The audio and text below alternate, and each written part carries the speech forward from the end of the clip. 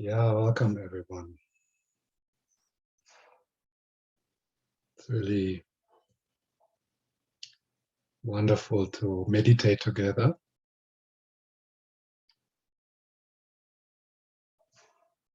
Hi, Mikkel.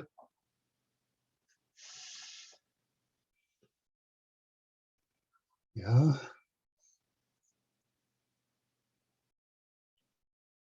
Two people from Denmark joined us, and Anne from, I always forget where she is, somewhere in Africa. Zimbabwe. Zimbabwe, yeah. Yeah. Yeah, as Pat mentioned before, 4 weeks ago we were supposed to meet. And I canceled the meeting a few days before because my mother was very close to death. And she actually died around the time where our meeting was supposed to be. And yeah, so that's already 4 weeks ago. Yeah, I just want to bring that in because some of you know, and also it's not possible for me to teach if I don't bring myself into the session with what is going on in my life. So I mean, there's a lot to share about this experience, but one thing was I was amazed how much I felt supported by the Sangha.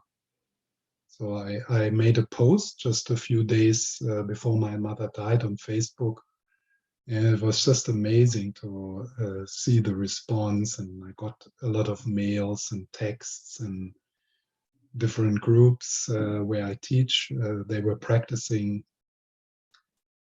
And, I'm a really self-reliant person, as one of my supervisors told me, Rob Priest. He said, well, you're extremely self-reliant.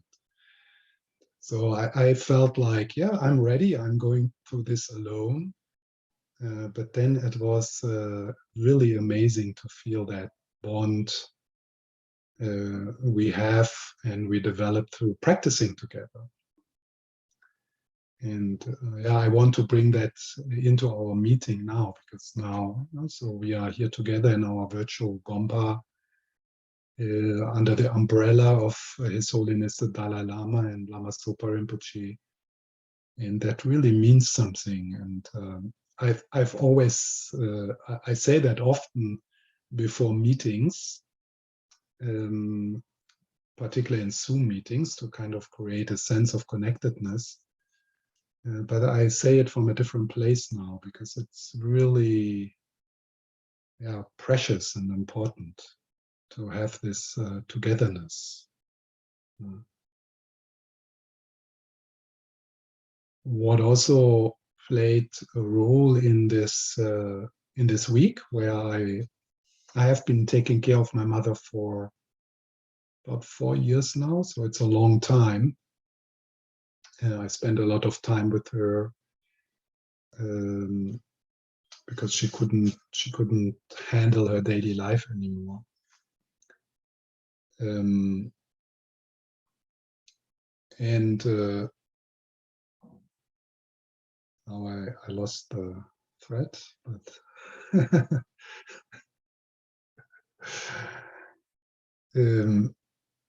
yeah, so this togetherness as Sangha, I would like to bring this into this meeting. I just, so yeah. So another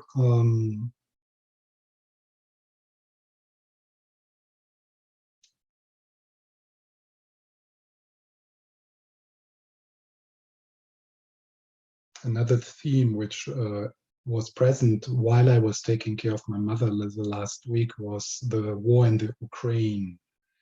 And I'm not going to talk a lot about it. I just want to bring it also into our meeting. I'm not so sure how much US American are affected by it, but maybe you have grandfathers who fought into the Second World War. So in this time, I became so much aware of what you could call collective karma or collective trauma. And being in Europe, so close to this war, it's just like, I mean, you can drive there in one day, and refugees of the Ukraine, they are flooding more into Germany, but also into Denmark. In one of the train trips I made in this time from Hamburg to Copenhagen, there were a lot of Ukrainian refugees. And there again, for me, is so precious to be together with people in this, and just witnessing and holding that, and also inviting whatever worries or feelings or sense of connectedness to Europe you have. I would like to invite that into this place, into this virtual Gompa, which is held by so much compassion, by so much love. Yeah. And right now, we can't actively do something in this moment, in the next 1.5 hours. But since we are all interconnected and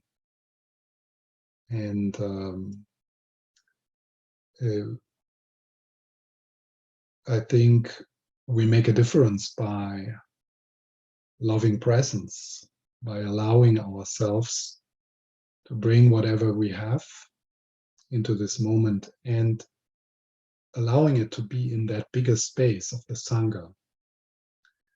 And when I say Sangha, I mean first just us here, but also we can become aware that right now with us, countless groups and people and teachers, they're sitting with us, just like we do now.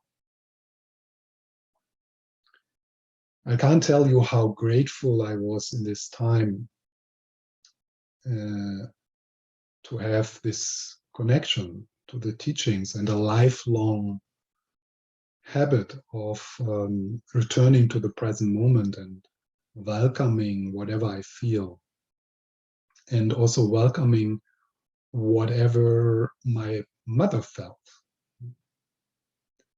I was very fortunate because my sister was there and her 2 children, and my niece, she's 24 or something like that, 23. She's studying at Nalanda Monastery. Since 2 years, she's living there, and she's working there, and she follows a Lam study program. So Nalanda Monastery in the south of France, that's the monastery where I lived. I was a monk there and the director of that place. And she was really a fellow practitioner for me in that time. And again, me, really self-reliant. I was so surprised how much that touched me and how much support I got by the silent understanding we had. And so we were listening to Lama Zopa and His Holiness Dalai Lama.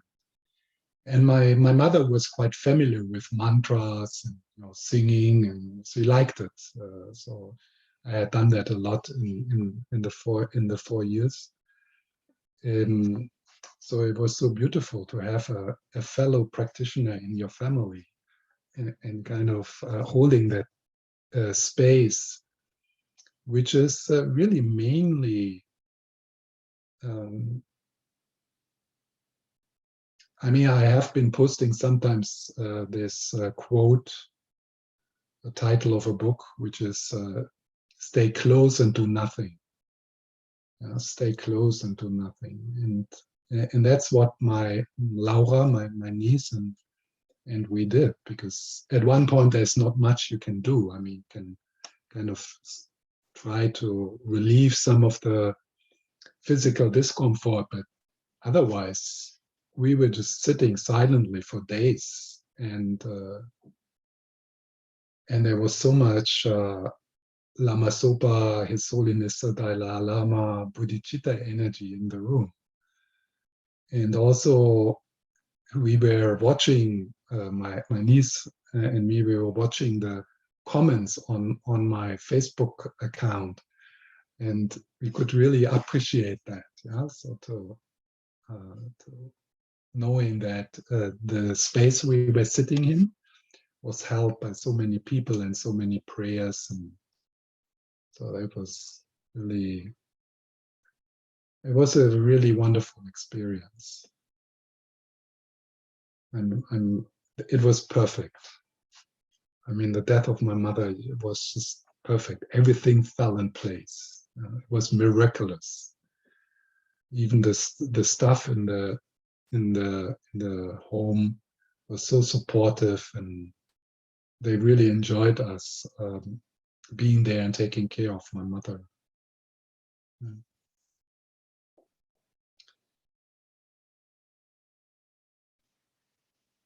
Yes. So in the text,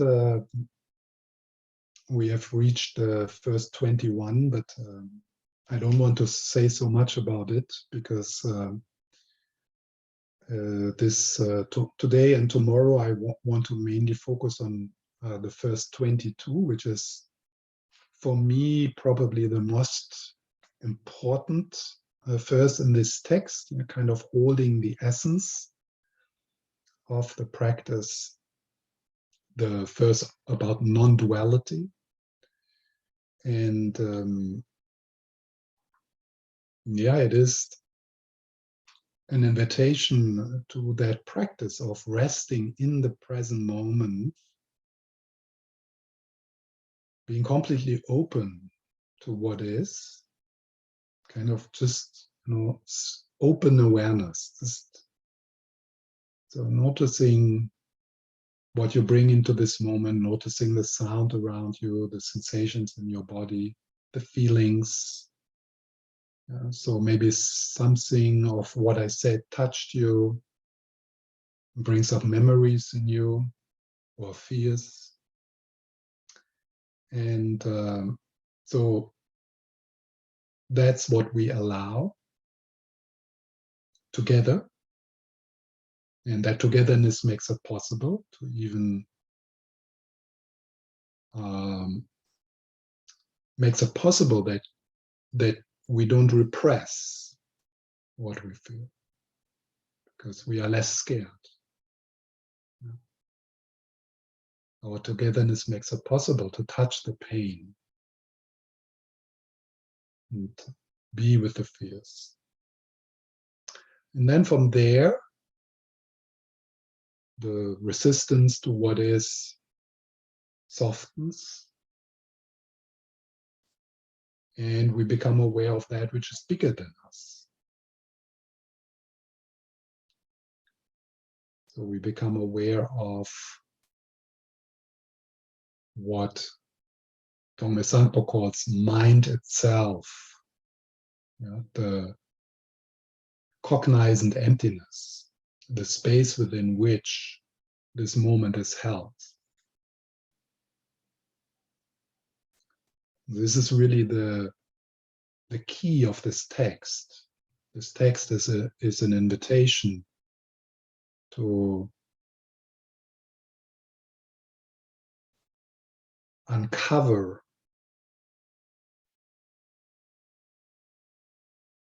mind itself, unconditioned mind, non-dual mind, ultimate bodhicitta, essence love.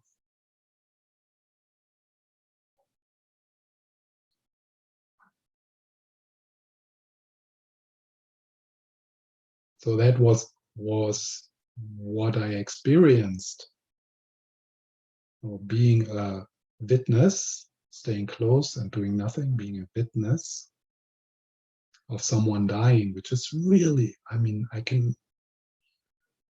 do it. I mean, it's like sometimes there's a tendency of shying away when someone is close to death. But it's really such a sacred opportunity to witness someone dying.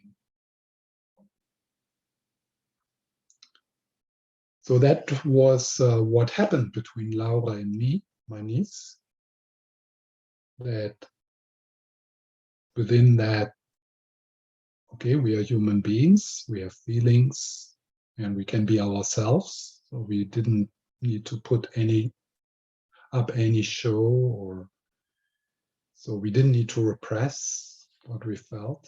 It was all allowed. And then something magical arises. Something undescribable, ungraspable. Something which makes the moment infinite. And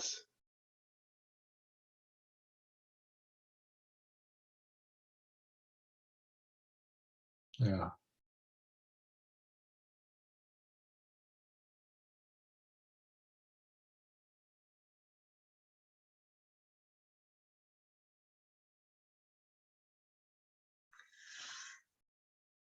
So let's take some time to settle. So if you want to adjust your posture a little, taking as a mudra, as an expression with your body to take your seat. And while you are settling down, remember that right now with us, thousands and thousands of other Bodhisattva babies take this seat. Take the seat with us. So if you take the seat on your Bodhisattva, on your Vajra seat, you are never alone.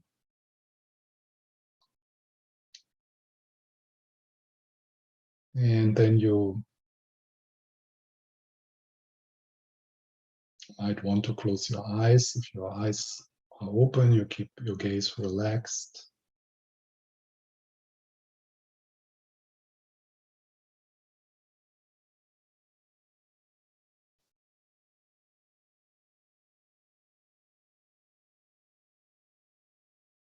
And then you start to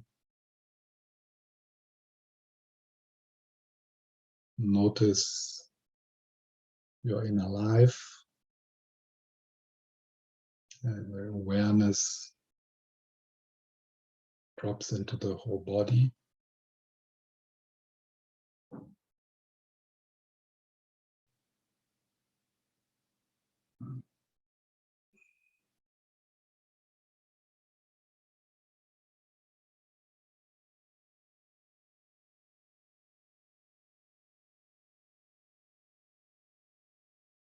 Stay close and do nothing. So meaning just breathing with the energies in your body.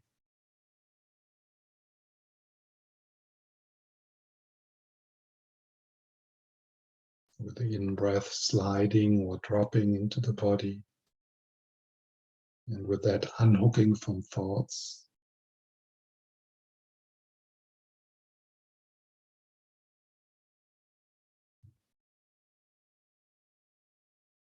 And then with the out-breath, opening, relaxing the grasping.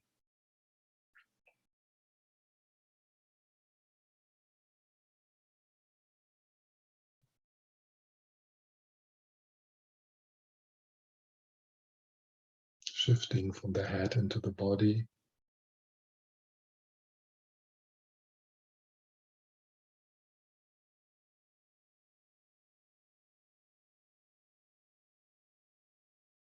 And appreciating that we do this together, that we are breathing together. And that what you meet within you, what you meet within your inner life is shared.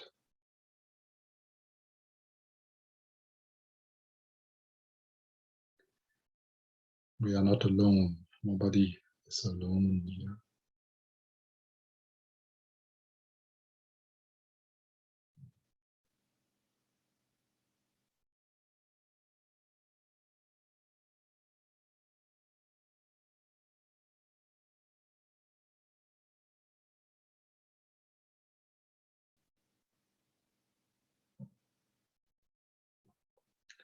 And thoughts are recognized as thoughts.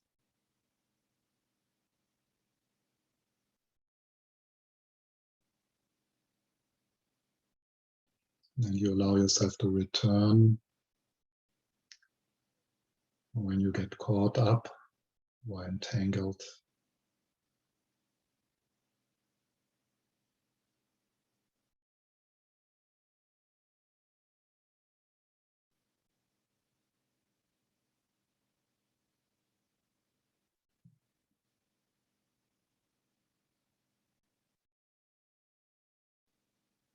So there's more and more a sense of resting in the midst of your experience, which includes the sensations in your body, touch, the feelings, and the sounds around you, sound of my voice,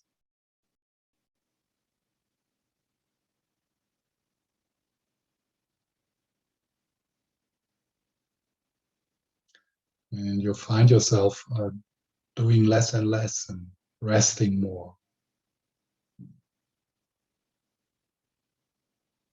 And stay close and do nothing.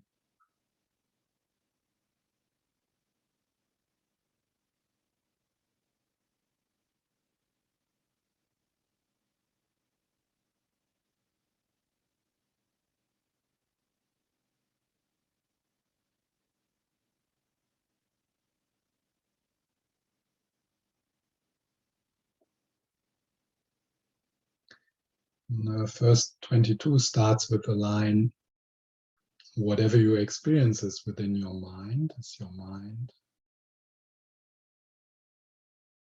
Well, let's bring that recognition also into this moment, that whatever you experience right now, pleasant or unpleasant, neutral, is an experience within mind, within awareness, within consciousness.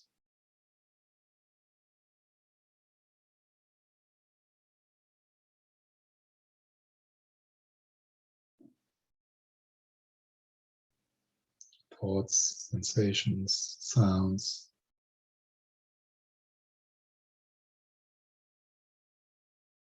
they are all experienced within mind,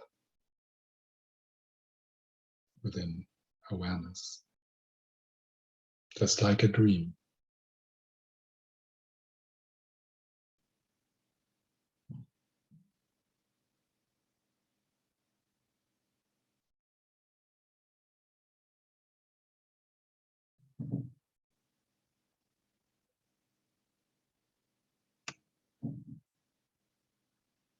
And into this space of awareness, we invite the presence of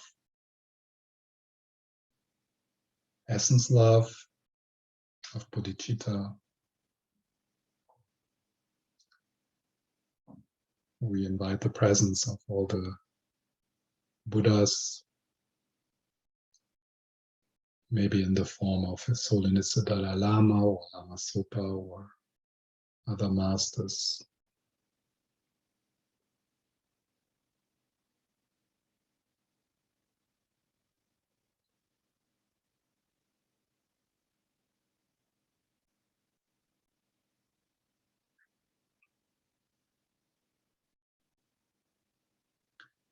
But more important is to get a sense that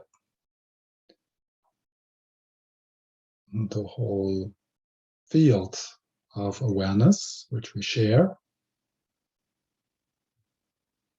is surrounded and pervaded by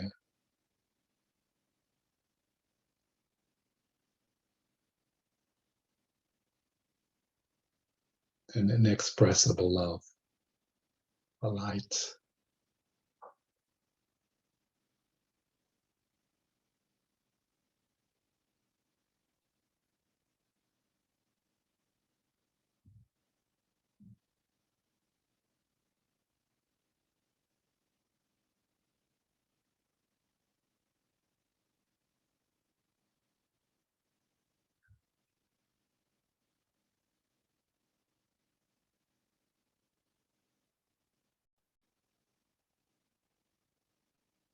So that whatever arises,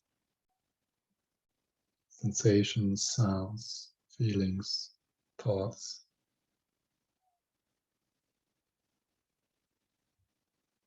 is coming and going within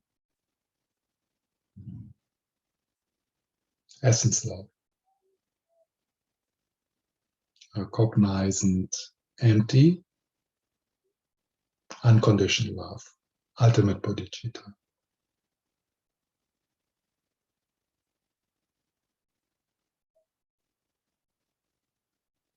And then resting even more with your whole body.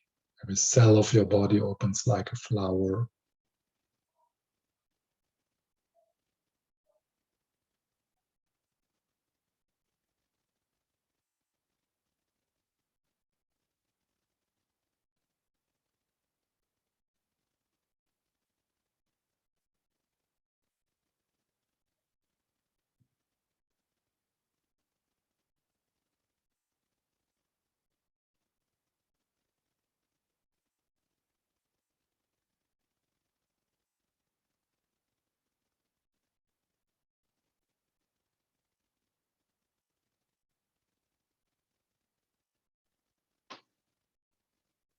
So there's the content of your experience happening within awareness, like clouds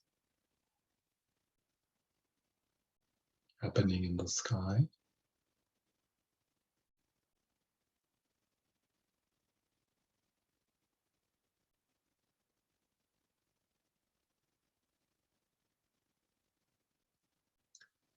And then there's the loving knowingness.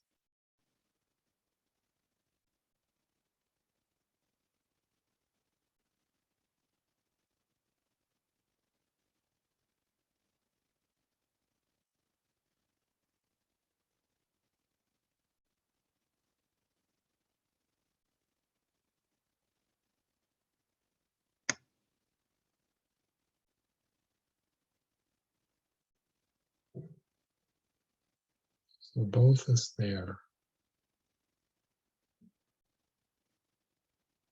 Experience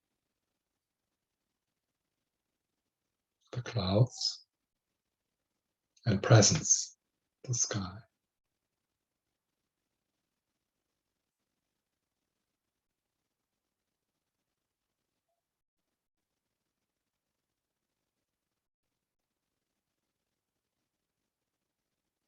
And thoughts are recognized as thoughts.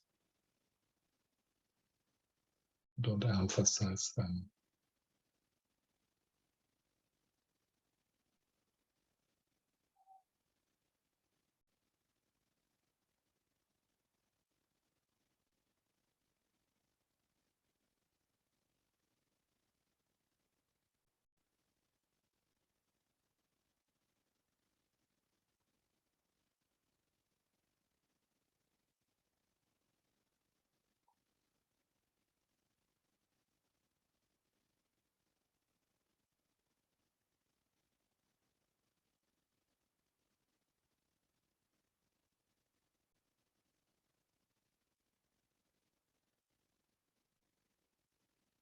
And if something comes to the foreground,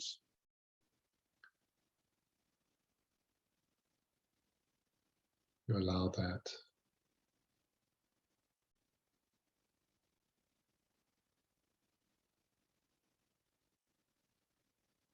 And at the same time, you don't lose the connection with spaciousness, the inner heart spaciousness, the heart like the sky.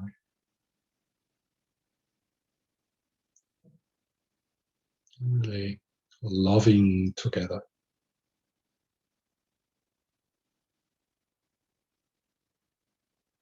The human condition.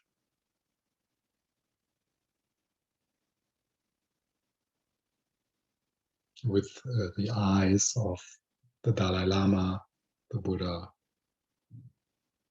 Jesus, which are your own true eyes.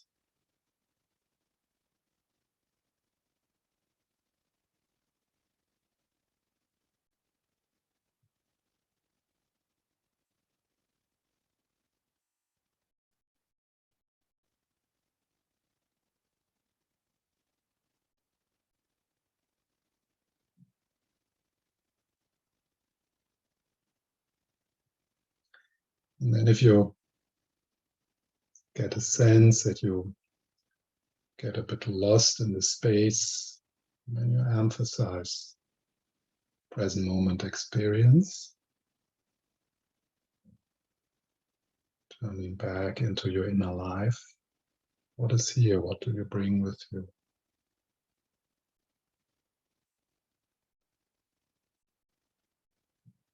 And then when your inner life seems to overwhelm you,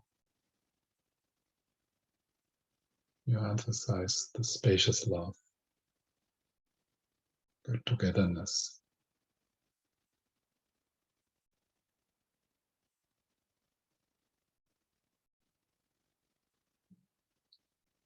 Clouds and sky coexisting and not being separate from each other.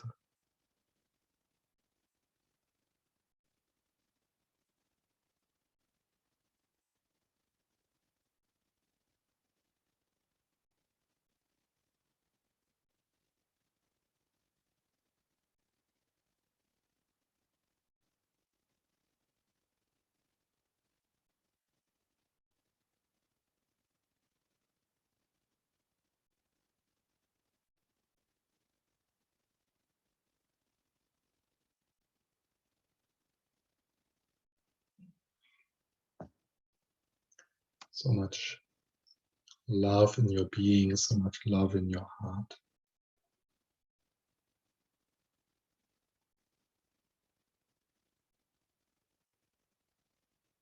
Which wants to come out.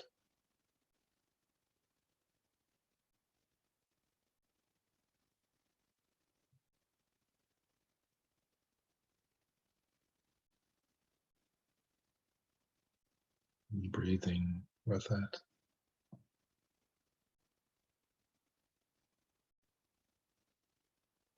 Resting even more. There's nothing else to do than to love whatever arises.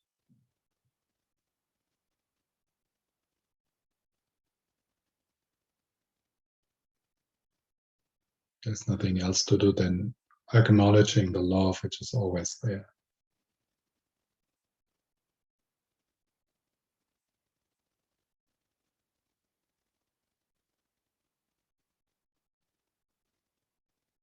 And with the in-breath, holding softly, touching gently.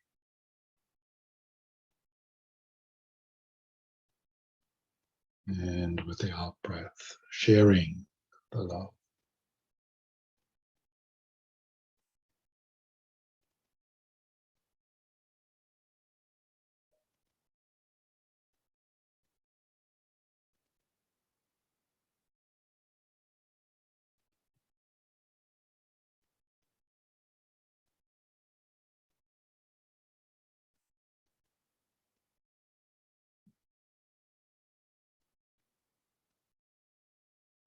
And thoughts are recognized as thoughts. There's nothing you need to figure out right now, nothing to debate.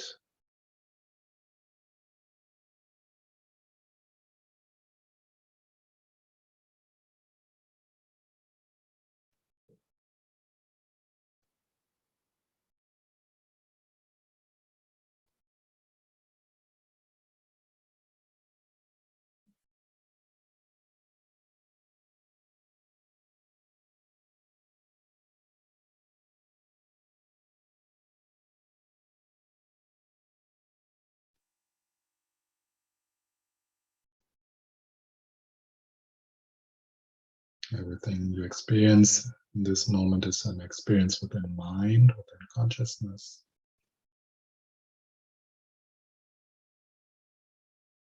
And mind, consciousness, awareness is in the nature of love.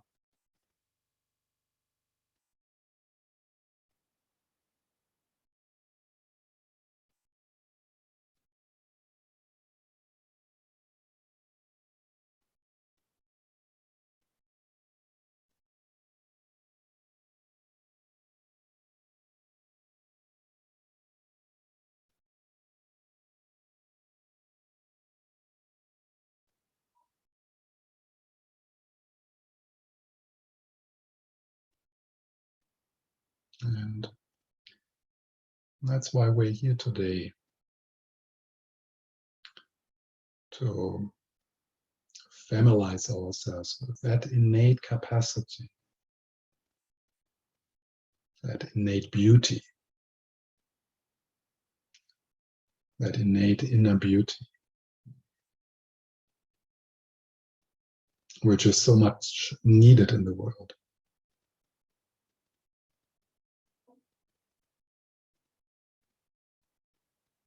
So we are not here for self-improvement or to get something out of this for ourselves, but to uncover the inner beauty for the sake of all.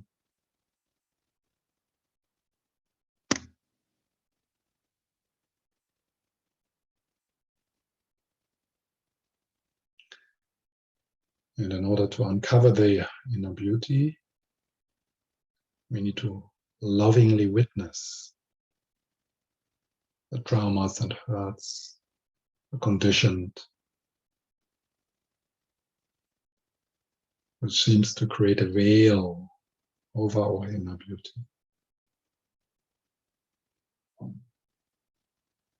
Just witnessing, staying close and doing nothing.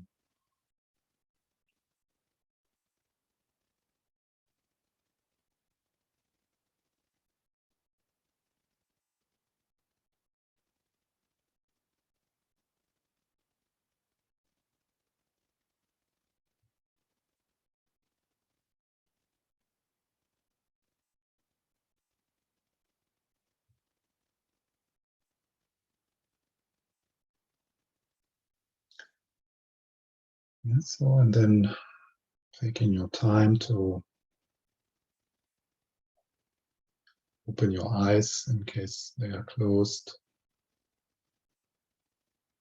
Sliding out, just in the same way we're sliding in, we slide out.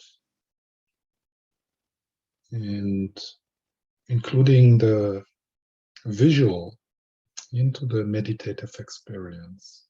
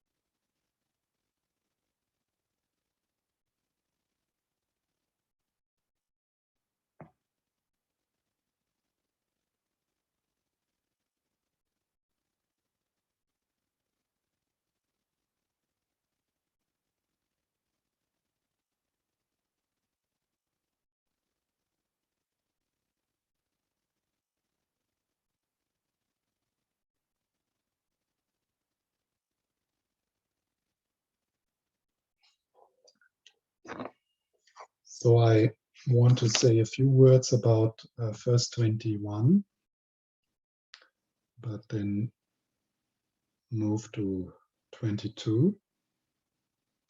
So verse 21 is one of the few verses around renunciation. Sensual pleasures are like salty water. The deeper you drink, the thirstier you become. Sensual pleasures are like salty water. The deeper you drink, the thirstier you become. So this is, second scopulum rim insight of renunciation. And it's very easy to interpret this first from a Theravada point of view, from a Hinayana point of view, in the sense that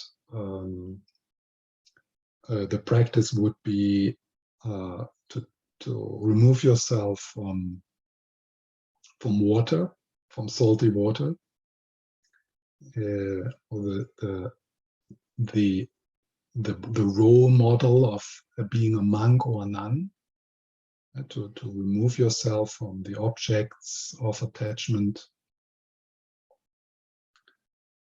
And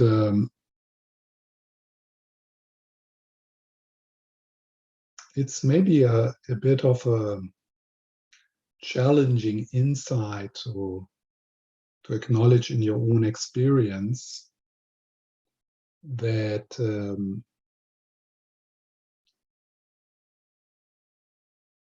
that we spend a lot of time in our life to try to do exactly that, to find some satisfaction, some contentment in continuing to drink salty water.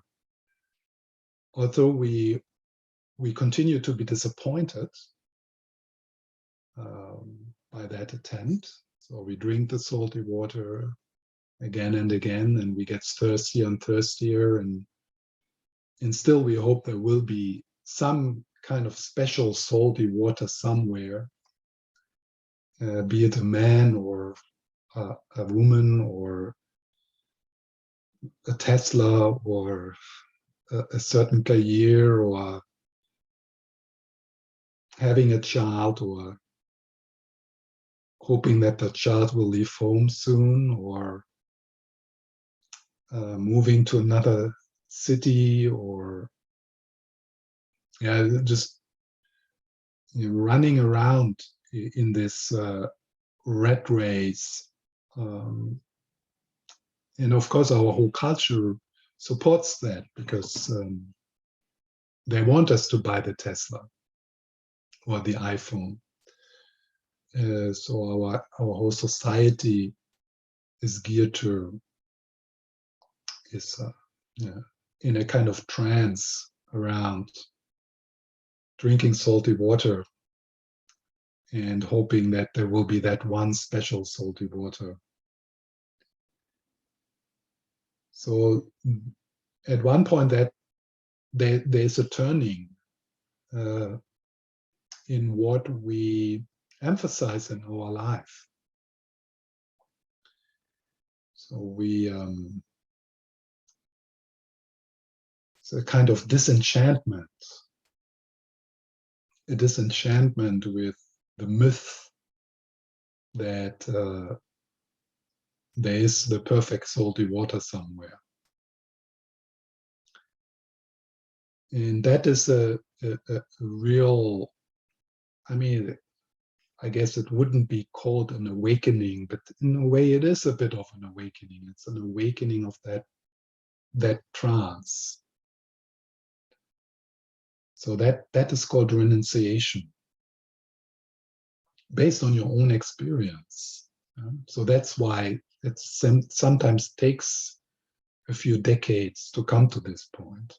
Like just having done all the stuff and having seen the Mount Everest and I don't know, whatever, and just feeling that disappointment again and again. And then with that renunciation, there's another move then, and that's called refuge. So we start to understand and experience that there is actually another possibility. So it's not only the disenchantment, also this doesn't work. Samsara doesn't work. But then there is also the movement to an alternative way to be here. And as I said, in the Buddhist tradition, very often that kind of insight then leads to trying to remove yourself from salty water. And sometimes that creates really a pressure for lay practitioners like us, because we are not on the path to remove ourselves from our relationships and from enjoying possessions and needing to go to work and drinking coffee in the morning and so I know a lot of people who very much struggle with that, like feeling that their practice in this life is incomplete because real practice is only possible if you become a monk or a nun, if you remove yourself from your daily life. But that's probably not what is an option for many of us, or it's not something actually.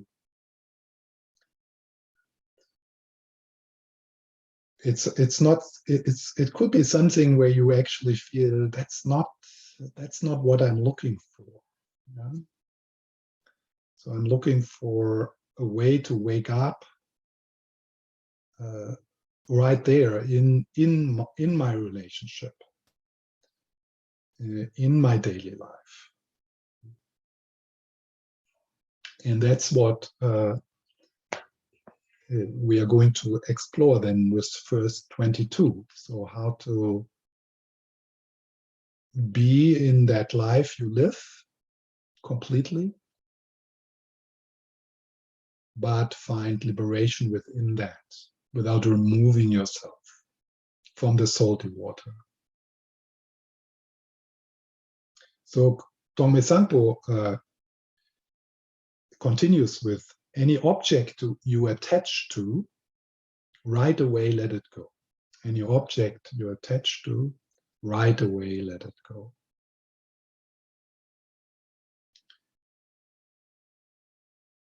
So that's our question to explore in our lifestyle. What does it mean, this right away let it go? How do we do that? Or how can that happen?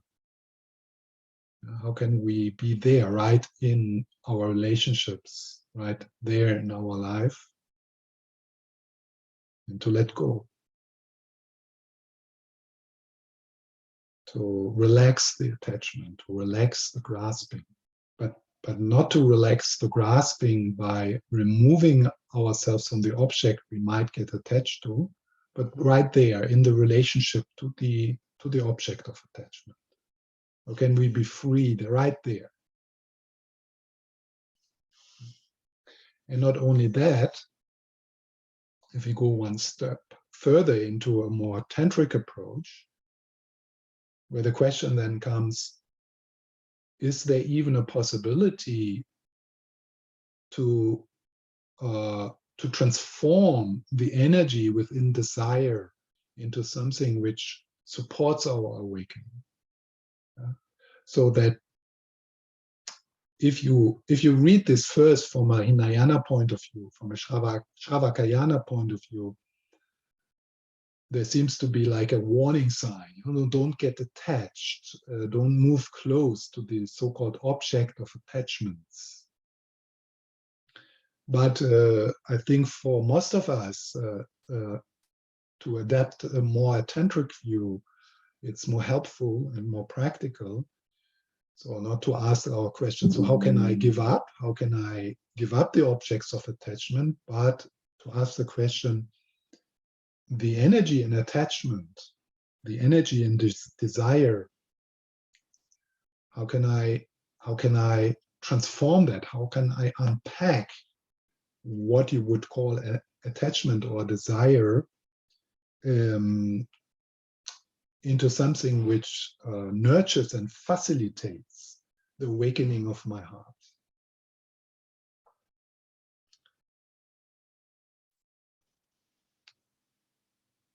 Lama Yeshe wrote a whole book about it, the introduction into Tantra, the transformation of desire is the undertitle of that book. So it's a whole book around this exploration. Of course, a bit of a Hinayana point of view, might be helpful in some situations where we remove ourselves temporarily from that guy, or from that woman, or from that situation. And so just like a temporary respectful distance. But that's temporary. It's a temporary practice. As a Bodhisattva on the Mayana path, we want to go back to the marketplace. We want to go back into these situations with the intention to help, with the intention to support others.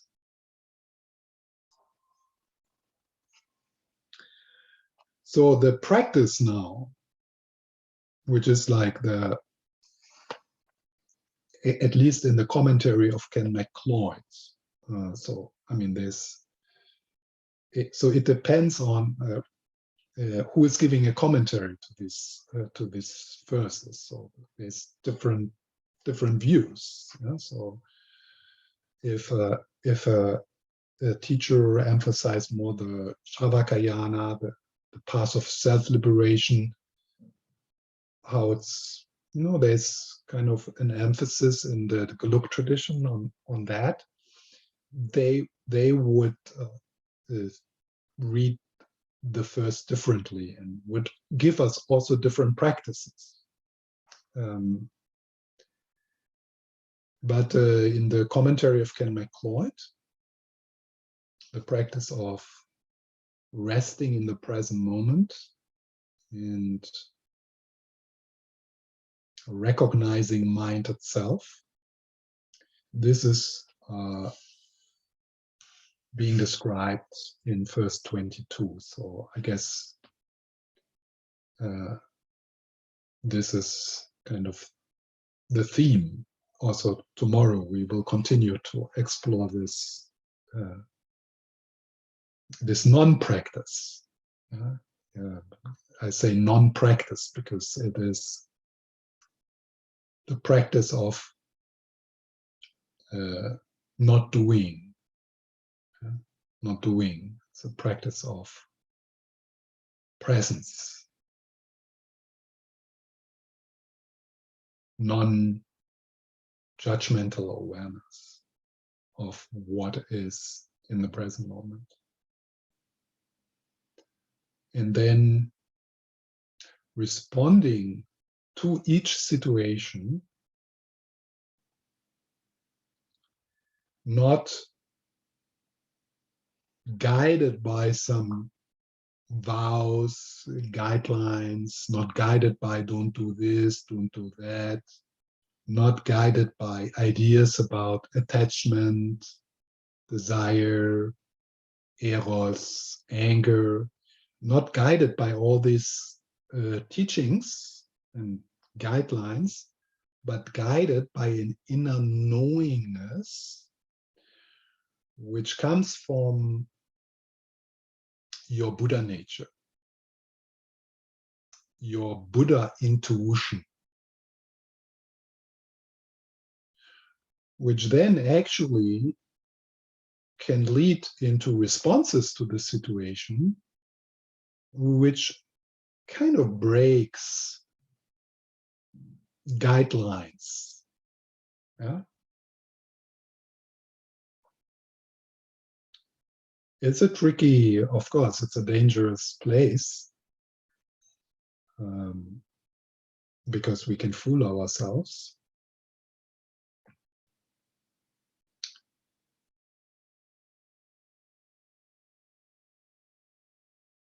But it is a capacity we all have. It's part of our inner wisdom. So in this practice, we start to uncover an inner wisdom, which is in the nature of love, which somehow brings forth activity which is beneficial.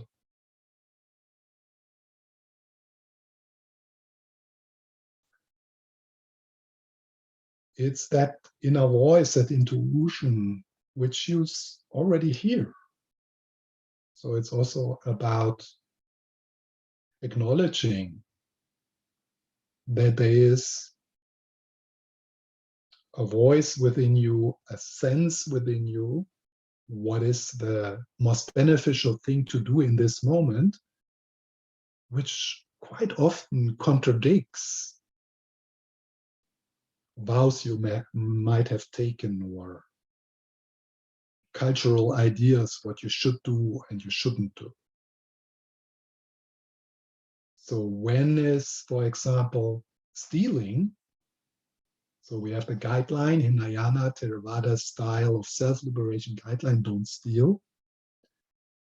But when is that actually the most beneficial to do?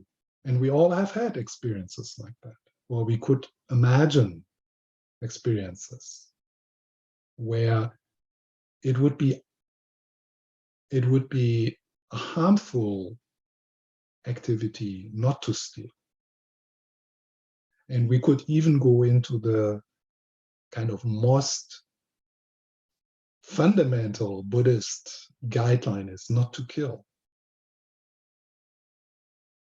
You probably have heard the story of one of the stories in the Yatakas tales of one of the lives of the Buddha, where he killed someone who was supposed, he had the plan to kill a few hundred people on a boat. So in that moment, that inner wisdom led to killing. And I think we all have had experiences where,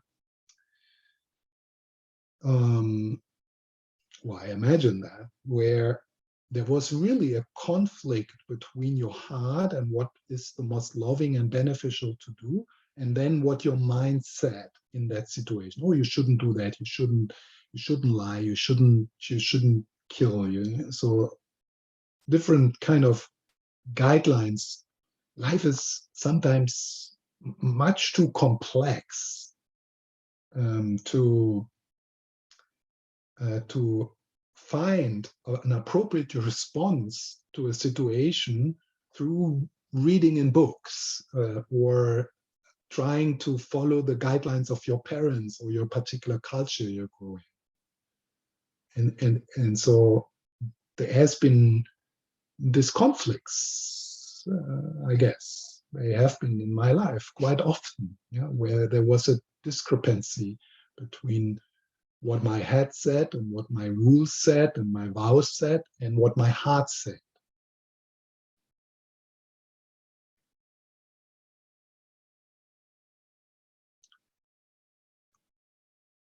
Not to say that the vows and the guidelines that they are useless, of course.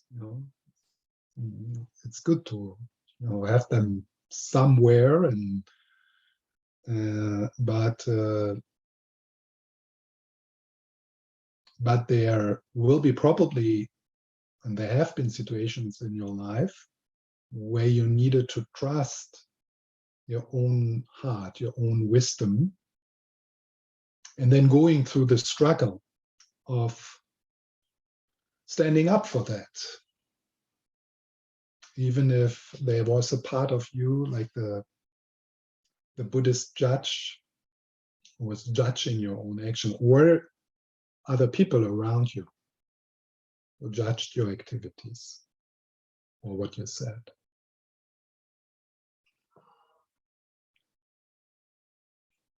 So the practice here in verse 22, the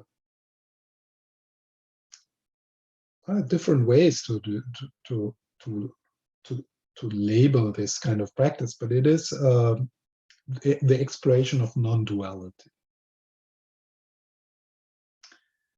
the experience, to uncover mind itself, as it is called here, mind itself. That's the code word Tongme Sangpo uses. And mind itself is referring to Rigpa, the nature of mind, the emptiness of mind, Buddha nature, ultimate bodhicitta, unconditioned awareness, pure awareness, pure consciousness, the inner, like your essence, the sky-like nature, the cognizant, empty nature of your mind, cognizant, empty nature of your mind, of mind. The your is already gone by that. Of mind, which is in the nature of love. That's what I also labeled in our meditation, our inner beauty. Your inner beauty. And your inner beauty wants only good, including yourself. It wants only the good in the world. And somehow that inner beauty knows in each moment. There's a knowingness there, which then leads to enlightened activity, to beneficial activity.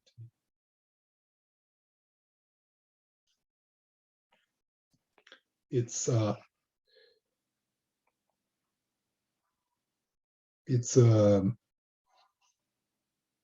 an activity which doesn't come from the process of the narrative self, doesn't come from your egoic structure. That recognizing that, getting a kind of a first glimpse of that, that's kind of, I mean, there's different ways to describe, different maps to describe awakening. It's like what in some traditions, in the Zen tradition, that's called kensho. So that's the first kind of glimpse. So you start to it's there. It's not that you understand, because I need to repeat again and again. We are talking, we're sharing here something which is ungraspable, undescribable. It's not understandable. But you have like a glimpse. Suddenly, maybe in the presence of a teacher or through a text or in nature, I'm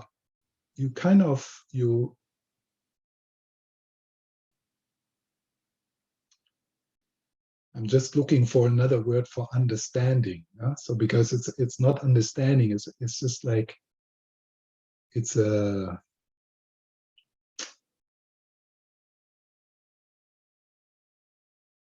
recognition. Yeah. Should be another word for that. Something like a word which doesn't imply someone who is recognizing something.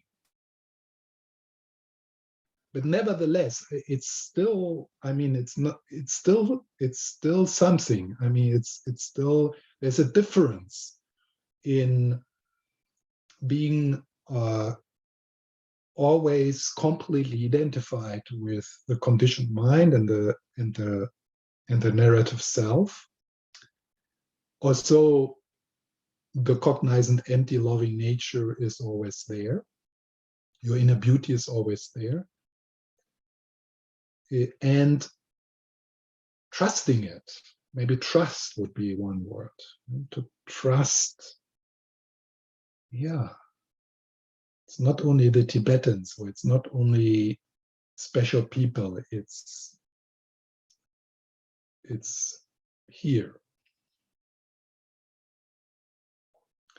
So a deeper level of awakening then would be when your sense of I shifts from the level of the narrative self into that. Yeah. So it's not only, yeah, I'm myself, and I had this experience in retreat of spacious love and kind of oneness with everything, and so which is wonderful to have these glimpses. But a deeper awakening then would be if your sense of I, your identification actually shifts, so that when you say or think I, it doesn't land in the conditioned mind. It doesn't land in your inner family. It doesn't land in your narrative self. It doesn't land in this body, actually. No, you say and think and feel I, but it doesn't land in this body. It lands in this. Yeah, so and you are that. Yeah, and you are that, and you know it. And then slowly, that shift of identification, which is called awakening, stabilizes. So there will be, for many of us, there will be periods, maybe years, where when we are triggered, we kind of contract again into the reactive mind, into the mini-me, into the narrative self. Yeah? And then we need to do some, then we need to have some reminders, some pointers, and then it relaxes again. And it returns to your true self.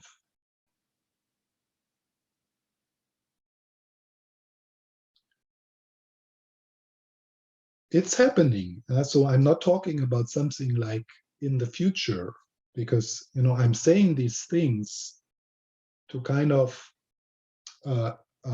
confirm or encourage you to look out for that kind of experiences, for that kind of moments. Mingo Rinpoche calls them Buddha moments. Yeah? This is a bit of a different view on awakening than maybe in some of the gradual path teachings, where it sounds a bit like there is that enlightenment at the end of the path, yeah, which is a beautiful vision to have. And I'm not talking about actually enlightenment here when I talk about awakening, because it's far out. I mean, it's like so this view is more, okay, your inner beauty is already present, the inner Buddha, the inner Guru. And right now, in this moment, right now in the period of our life, we can have glimpses of that. And then we emphasize these glimpses and we allow them to repeat itself, and we return and we trust more.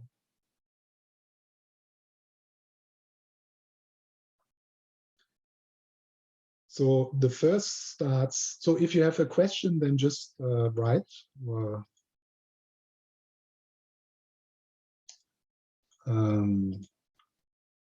unmute yourself if you have a comment. So the first line is, whatever arises in experience is your own mind. Whatever arises in experience is your own mind.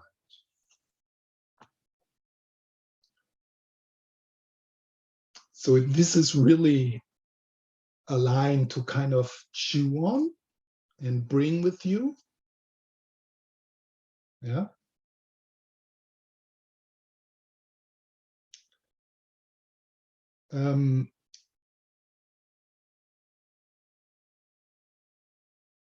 So one of the things I would like to do tomorrow is to describe our confusion. Yeah. Because we can't describe non-confusion. So it's easier because non-confusion, the experience of non-duality, is undescribable.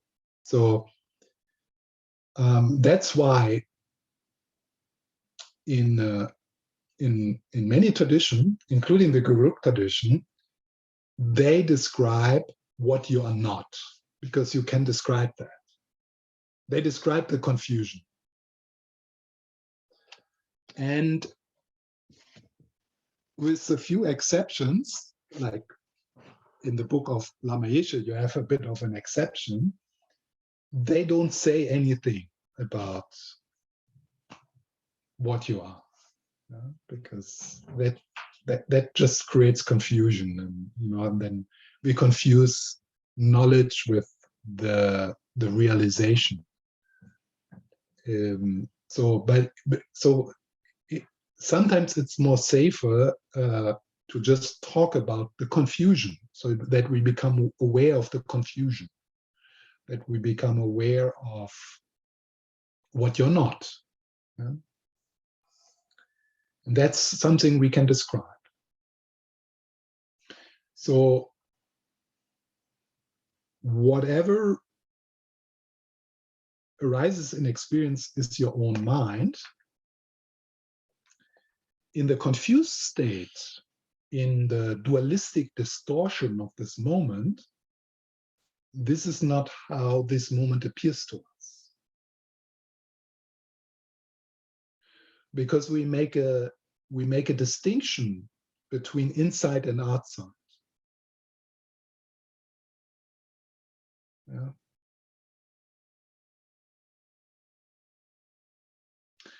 And then we identify with the inside. So what is a dual experience of this moment? The dualistic experience of this moment is that you are here somewhere in the body, or maybe you are the body. I mean, that's your experience. And there's a center here from where you look into a world which is separate from you. It's out there. And the dualistic mind creates the disconnection, the separation, the illusion of separation. This is me, and this is the other, the world out there and other people. And I'm here. And of course, it's easy to understand why we are so worried about this meat bag, and why we are so worried about these feelings, and why we are more worried about my iPhone than the iPhone of our friend. Because in confusion, we create this separation. So it's understandable how, from that distorted point of view, how we become very defensive, violent, scared. Yeah.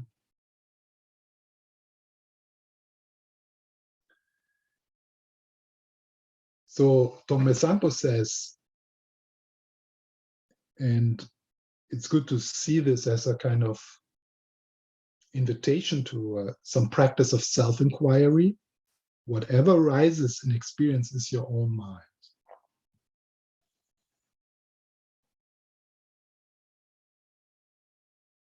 So whatever you experience right now, what you see, what you hear, what you feel, the sensations in your body, all of that is an appearance within consciousness, within mind. So you take this and you just chew on it, and you look at things. Oh, this person there is actually an appearance within consciousness, within mind. This tree there, the experience of that tree is an experience within consciousness, within mind. And then you can explore the experience of my thoughts and the experience of thoughts, of feelings. Are they in a different place than the experience of the people out there, the experience of the tree? So you look, you explore.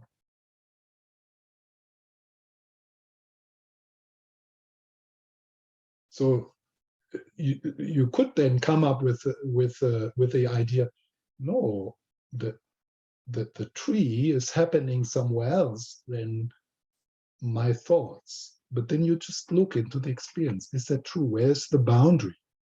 Where's the boundary between the experience of the tree or my voice now and your own thoughts? Like my voice is maybe a good example. The visual field is quite difficult. It takes some, but sounds, with sounds, it's a bit easier to get the sense. Like the hearing of this voice. Where is it? You can't say, but you ask the question. So where is it? And is it in a different place than what you feel about what I say? Is this, can you separate them? Are they happening in two different containers or not? And if you come up with an idea, yeah, but definitely the sound of this voice, that's outside. It's outside of me. Is it? What makes you so sure? And your thoughts, the thoughts about what I say right now, you have thoughts about it. You might say, these are insights, but where? Where are they? Can you really find the boundary between the sound of this voice, the experience of this voice, and what you think about it?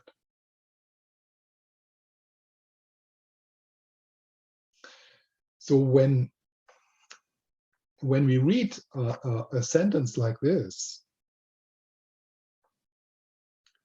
whatever arises in experience is your own mind. What is so important here is to take this sentence into a self-inquiry and be passionate about it. Like to be really to get into it. To walk around, maybe if you're not too busy, but even if you're busy, to take little breaks in between, and you are in a team meeting and there's conflicts in the team meeting. And then that koan, this unanswerable question arises. Is this meeting inside or outside of me?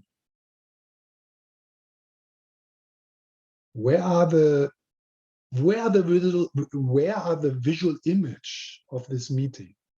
Where is that? The experience of the meeting, where is that? Is it inside? Is it outside? How can I distinguish that?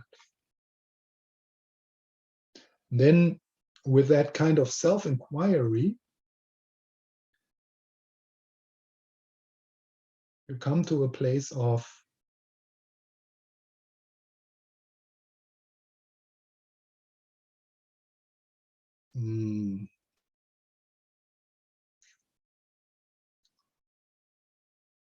it's not confusion. It's a place of openness. Something opens up. And you rest right there. You don't know what it is, what is opening up, but something, there's a shift. There's a shift.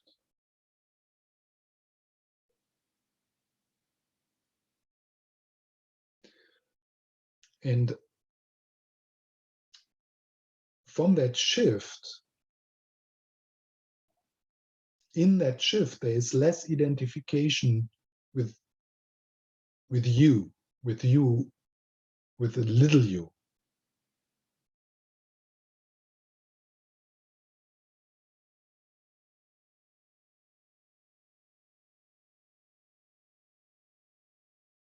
And you start to feel that the only appropriate response to this situation is kindness.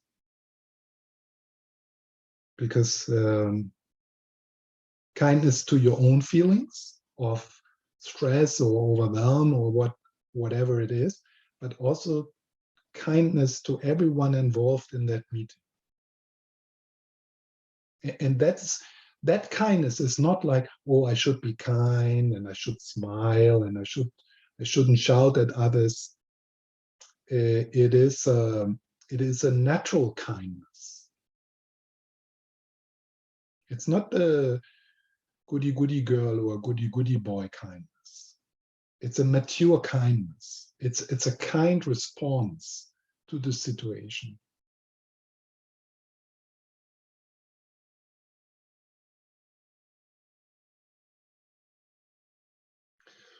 So when you inquire like that, at one point, you might even ask the question, is there anything out there? I mean,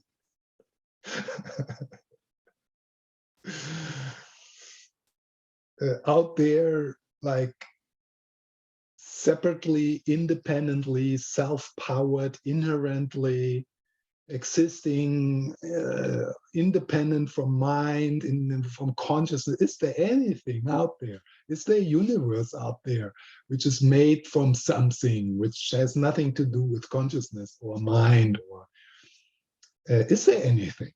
It's a good question. It's a good question, but you can't answer it. And there's the out of this question, actually, within the Buddhist tradition, different philosophical schools developed. Yeah, so it's a question people have struggled with and developed whole philosophies from it.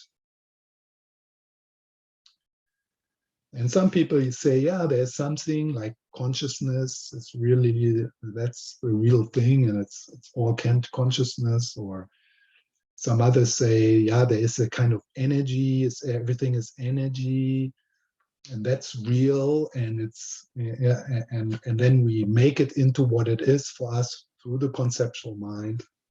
So different answers to that. Lama Sopa's answer to that is there's nothing there. It's just merely labeled on labels. all the way down. So you just, you go down and down and down and down, and you find just labels upon labels upon labels upon labels upon labels, and then the whole circle around, and there's nothing there. Not even consciousness or awareness. Also, that is empty, unfindable, merely labeled.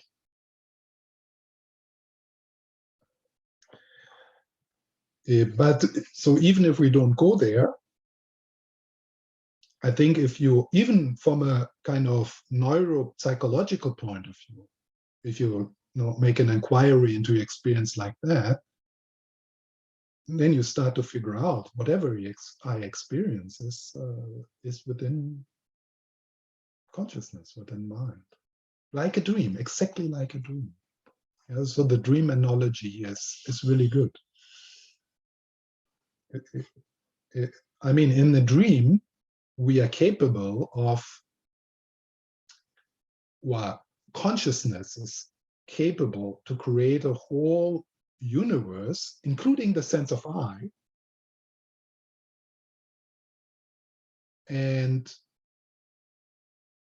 we identify with that, with the sense of I, which is part of the dream. And then we get scared.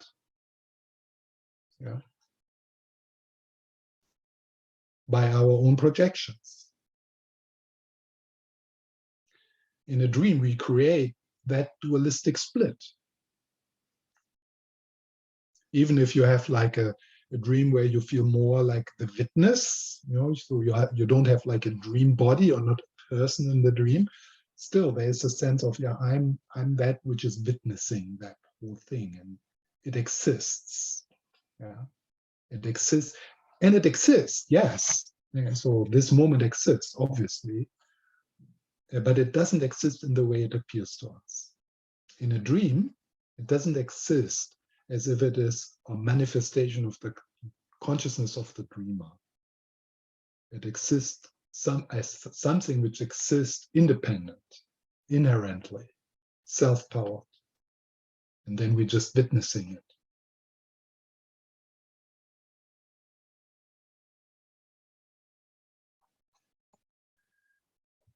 So whatever arises in experience is your own mind. It's always good to, in self-inquiry, to formulate it as a kind of question, with something which makes you curious, makes you really look, investigate. Like what I'm experiencing right now. So what you see, what you hear, what you feel, where is this happening? Is it inside? Is it outside?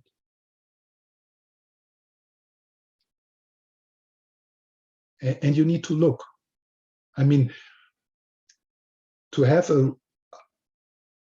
no, this is not something to understand. I mean, you can agree or disagree with the sentence.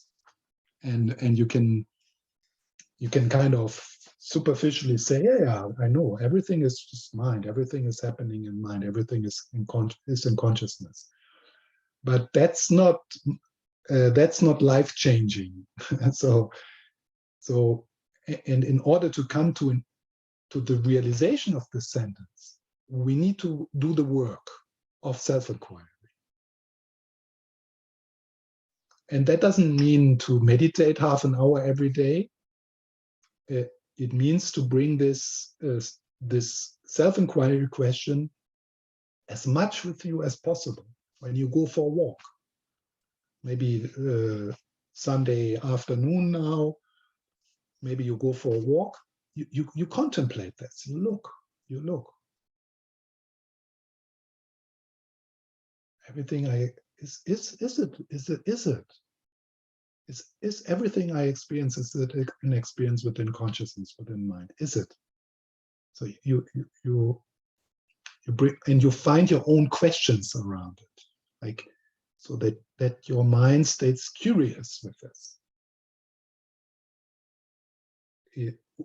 try to become passionate about this. Not as a this is just a philosophical question, and you go to the library this afternoon, get a book about consciousness, like 800 pages around consciousness, philosophy of consciousness. That's fine, it's good, but it's not the insight into this. He is talking from a direct experience with this sentence. It's not a philosophy. It's not something to understand conceptually. And how do we get to the insight, to the same insight he's sharing in this sentence, is by self-inquiry. And at one point, if you have done that a while, then maybe it's enough for you in daily life. It's good to have like catchy practices, which doesn't take a long time.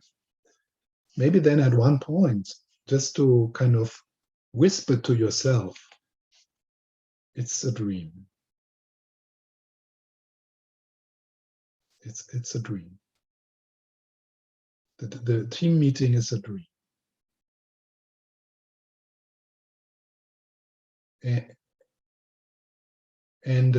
But in order for this sentence to lead into a relaxation, into a resting, you need to go through this period of self-inquiry. It's a dream. And then at one point maybe just dream. And then you have a really good practice, And then you never ever can say, I don't have time for practice, because it's just dream, dream, dream, dream.